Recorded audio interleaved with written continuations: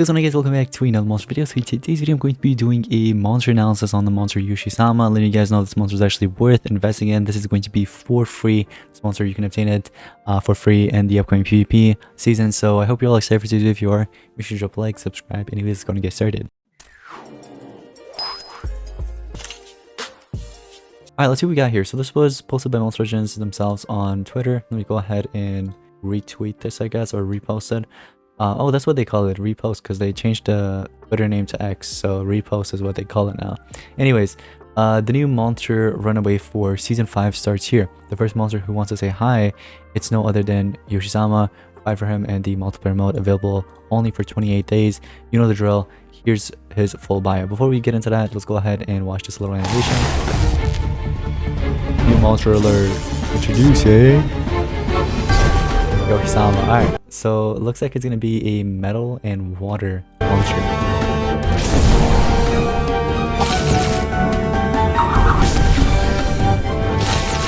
The traits could have been better. Honestly, the traits could have been better for sure. Anyways, let's get into this. Let's not waste any time. Alright, let me actually move my webcam as well. We'll move it right about here. How's this? That's a good place, right? This monster name is Yoshisama. It's a water and metal monster, and it is in the Good Legions book, Spirits, and I don't know what that is. There's another one, but we can take a look at it later on, but I don't think that counts in Team Wars. It might actually count as Team Wars, but I don't think it does. But it is in 2 books for Team Wars for sure, so that's good. The design. Let's talk about the design first. All right. I don't know what he's supposed to be, but he's wearing like those old traditional flip-flops, right? I'm assuming he's gonna have a staff as one of his relics for sure, so we can expect that. He's kind of interesting for sure. Anyways, let's take a look at the skills. Karasu. All right, so Karasu is a moderate water damage and applies a damage boost to all allies. So you have a damage boost to everybody, which is not bad. Double damage and torture immunity to one ally. Suru, that's the next skill. So he does have a double damage and torture immunity, which is cool. And then the next skill is a moderate water damage to one enemy, removes all tortures from all allies. Okay, and then Kararu is a triple damage to one ally for 1 turn, applies precision to one ally. That's actually pretty cool, except that it needs an NER. If it had an NER, this monster would have been meta for sure. But I mean, that triple damage itself with the precision is still pretty good, so I'm pretty sure players will still invest in this monster just for that triple damage and precision. Alright, let's get into the stats. At level 100, you're getting about 387,858 life, 15,543 power, and 11,759 speed. I actually kind of like the speed. So it is double elements, metal and water. That's actually not bad. I do like that. Yep, we were right about staff. Look, relics, staff and banner. So you're gonna get banner and staff. That's actually not bad as a supporter. You can give in like an Alarox banner. With staff, you can give in like a maybe master staff or any type of staff really that just like regenerates your stamina. Merc staff as well, that's pretty popular. In terms of traits, like I told you guys, I'm not really a huge fan of the traits. When I saw the video, I'm like, nah, that's not it. It means the sun, it means the blind, and area precision. I do like the area precision, but then you're going to be applying the precision with the triple damage anyways, so it's kind of a waste anyways, but I mean it's still something. So traits, I mean I would have taken maybe like immune to torture to everybody. That would have been nice. Like maybe, I don't know about block resurrection. I don't think that goes well with this monster. Maybe not. I would have taken immune to control for sure. I think immune to control would be nice, because if this monster gets let's say possessed or something, you could apply that damage boost to the enemy and that could go south, so you don't want that happening, right? But there are many other traits that could have went nice with this monster, but unfortunately they just kind of messed it up with the traits. But anyways, books, Honor Dojo, Spirits, and Good Legions. So Honor Dojo, I haven't seen this in Team Wars, but I have seen obviously the Spirits and Good Legions, so these 2 are definitely going to be expected for Wars. If you are lacking those categories, especially for the supporter category, you can definitely pick them up and invest in them, just for that triple damage, and double damage obviously. But let's see what else we have for this monster that wasn't mentioned in the other tier list that we had there. So basic attacks. We do have low water damage and applies precision to itself. I don't think anybody's going to run this, so don't run this at all. Removes all torture of one ally. So this one is spammable, right?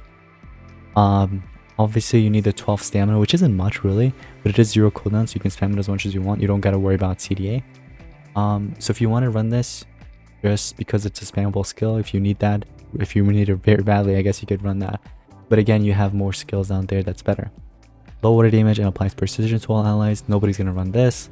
Damage boost and true vision to an ally. Maybe this can be used, but again, you do have that triple damage with precision, so for sure everybody's gonna run that. Karasu, we've already seen this one, which was the damage boost everybody. If I were you, honestly, I would run the tier 2 and 3 skills, just as it was mentioned in the other picture that we saw. The double damage with torture immunity would be nice. Removing all tortures from all allies, not bad. And then triple damage, one ally for one turn. I would have honestly liked if this was the NER to everybody. If it said remove all negative status effects from all allies, I would have taken that honestly over the removes all tortures, because again, if your monsters are hit with tortures and denial skills, when you use that, it's only going to get rid of the tortures. It's not going to get rid of any denial or negative status effects. That kind of sucks. Ultimate Yata Arusu, right? Removes positive status effects from all enemies. Removes, deals moderate metal damage to all enemies. Removes all negative status effects from all allies and a random positive status effect to all allies. Actually, kind of like the ultimate. I wish this was one of the skills.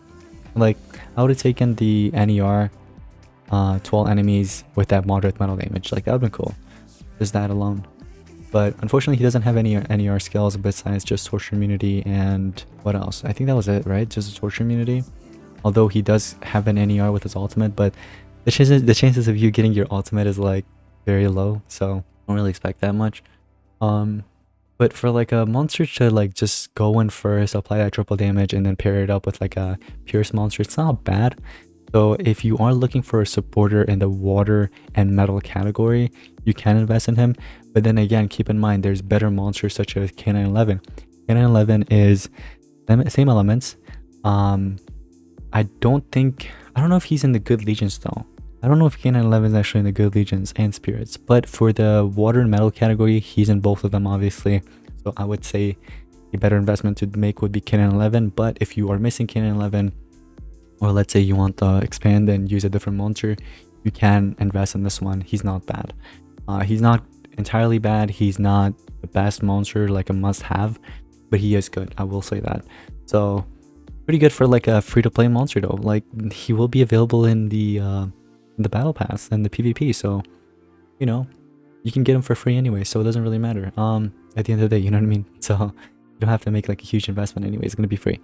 But good monster though. You don't have to like rank it up, but in terms of stats, that's the only reason. In terms of traits, you don't really have to. It'll be usable at any rank anyways. But when it comes down to runes, if you are wondering what runes to give to this monster, I would highly recommend giving in triple speed. Triple speed is what you want to give to this monster.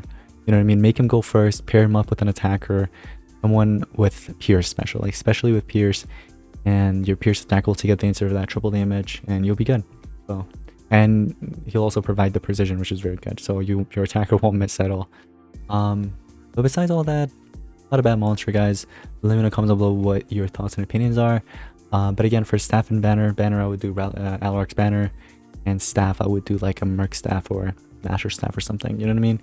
Something to regenerate stamina. That's gonna be pretty much it. Thank you so much for watching today's monster video. Hope you guys did enjoy. If you did, make sure to drop a like, subscribe, let me know in the comments below your thoughts and opinions on this monster, and I'll see you guys in the next one. Peace out.